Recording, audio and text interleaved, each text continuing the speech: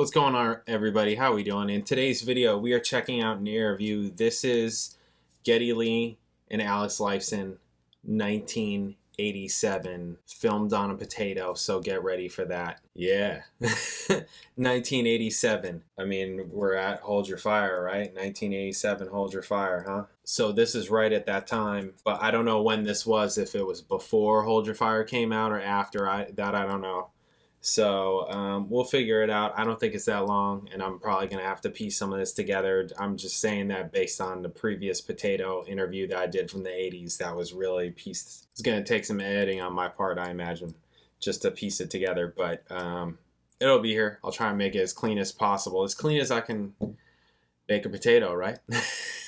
All right. If you're new here, please subscribe. Check out my videos, all kinds of videos, reaction videos, bass videos, music videos. Check it out.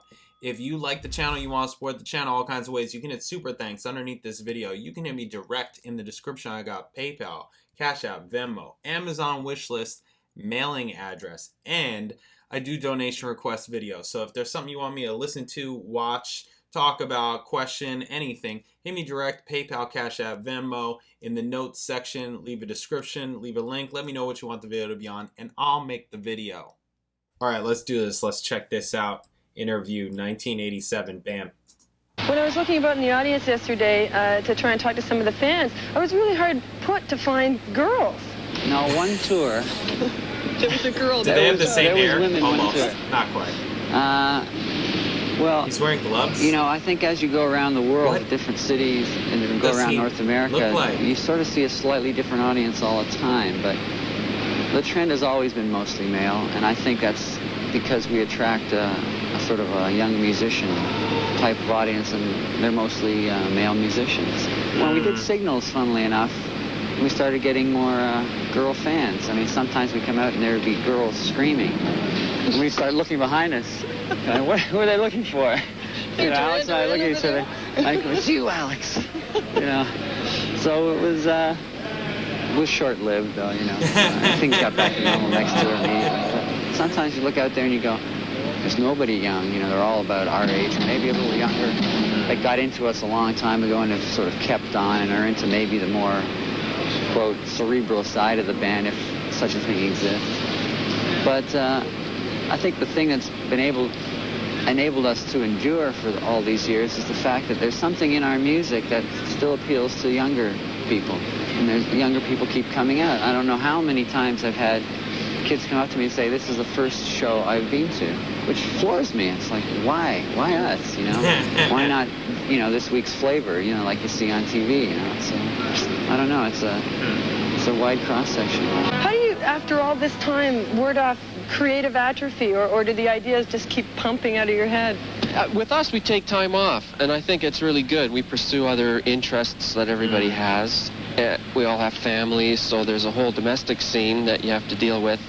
But I find, or we find, that having a little bit of time off really clears your head, and you're all fired up to get right back into it when it's time.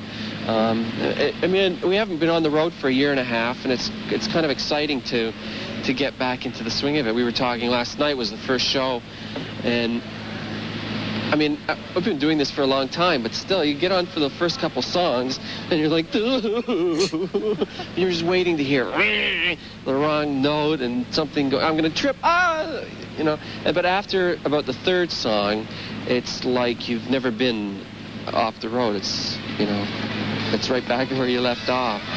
Do you look forward to touring? Is that something you want to do? Well, the longer we're around, the more mixed my feelings are about touring. I have to be honest. I love playing, and I love the challenge of getting it together. And I'm usually excited about the first couple weeks. After that, I don't know how I'm going to feel.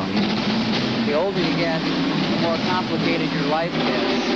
And the more complicated your life gets, the harder it is to justify being away from your home for that long and dividing yourself up like that. But, you know, I was sitting with Val today, who's with our management, and we were talking. We're going, you know, we spent so much time on the road, more time than we ever really have at home, and we're much better at it being on the road, you know. We have have our little our routines, and we know what's comfortable. We know what we like to do. We get up and we feel good, and you sleep better, and you know, we're so used to being on the road that we know how to live better on the road in a way, which is kind of a sad statement. It's a sad confession. It's always more of adjustment trying to feel as comfortable at home. Okay, cool. Yeah, that was a quick couple of clips that I'm probably going to have to piece together. Yeah, there are those people, right, that like they just like the real like touring people that really tour like crazy. I mean, these guys were a band that like did that whole cycle.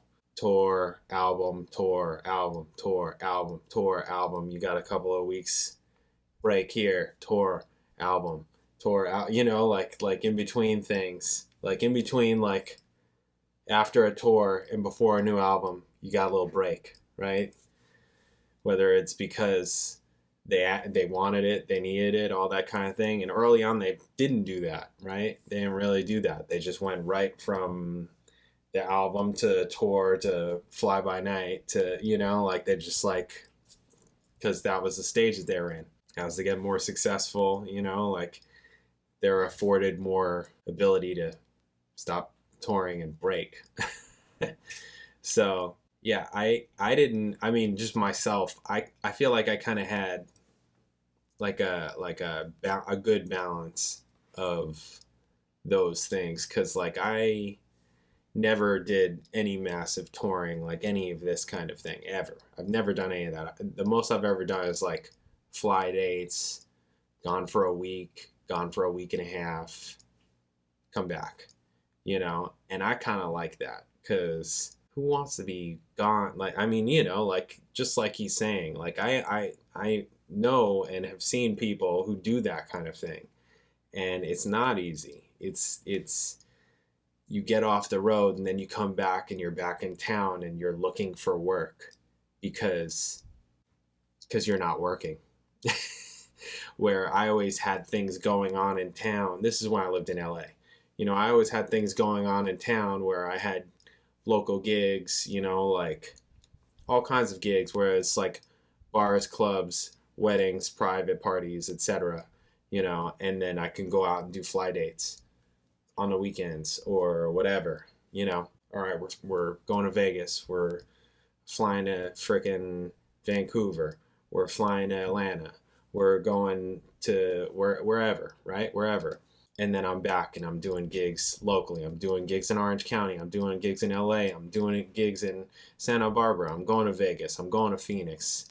To me, that's still local, because I would still just drive there. I wouldn't fly. I mean, I couldn't, you know, like I had the option, but just where I lived out in the desert. So it was like easier for me to just drive to Vegas or drive to Phoenix, even though that was still like a 4-hour drive. But for me, like that's not, for a lot of people, driving 30 minutes is hell.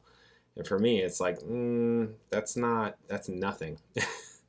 I mean, the gigs that I've been doing out here in Florida is like the closest gigs I've ever done in my life, like ever. I'm driving so little, it's like crazy. Like, you know, now it's like when I have a gig because the whole hurricane thing. But, you know, like, yeah, before doing like 5 gigs a week, it's like, okay, this is like 20 minutes down the road over here. This is literally 5 minutes over here. This is like 20, 30 minutes this way. This is 20 minutes over here. This is 15 over, you know, like whatever. It's like not even that far.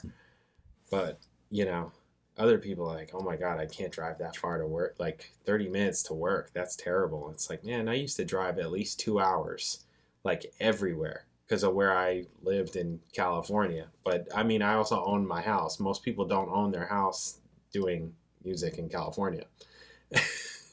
You know, I chose that because I thought I found value in that, which I'm glad I did, because I still find value in owning your house as opposed to, you know, not trying to get into that kind of conversation. Owning, yes, okay, the bank owns it, whatever. Anyways, still can't come, you know, still come out on top, okay, frankly, whatever. Anyways, this is not easy, and to adjust to, you know, a domestic kind of life that they're talking about is not simple, and I can't imagine it's simple on their spouse either. I mean, I don't know. It sounds like they've been married the whole time, though. So I guess it works for them. It worked for them, I should say. So good on them. Good on them. So, anyways, that was cool. Interesting stuff. Joking around about, you know, girls in the audience, all that kind of thing. Girls like signals, huh? Why is that? What is it about signals? What is it about signals? Anyways, whatever. Very cool. Nice. Thank you guys for watching. I'll catch you in the next video.